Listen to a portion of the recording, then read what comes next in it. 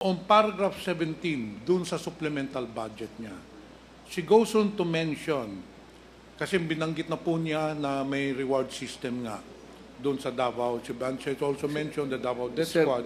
kasi hindi mo kasi ako binigyan ng panahon, sir. Meron talaga, sir. Meron ako, may reward. Pagka yung big crime solution kaagad, nagbibigay, not very natural sa mayor yan, sir. That was where I was going, Mr. President. For the boys. Yes. Ganun. Ang isa po nagbigay ng sinumpaang salaysay is si Colonel Joby Espinido. Kilala ho niyo ba ito? Yes, sir. Well, binanggit po niya doon sa paragraph 35 ng sinumpaang salaysay niya na sinumiti po noong August 25, 2024. Ito po, and I will read po. I know that there was a reward of 20,000 pesos per kill in the drug war.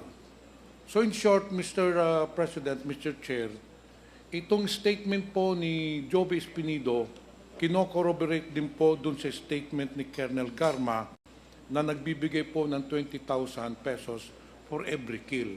Totoo po ba yun? No. Every crime that is solved, whether it is really it resulted in a killing or nahuli, sir.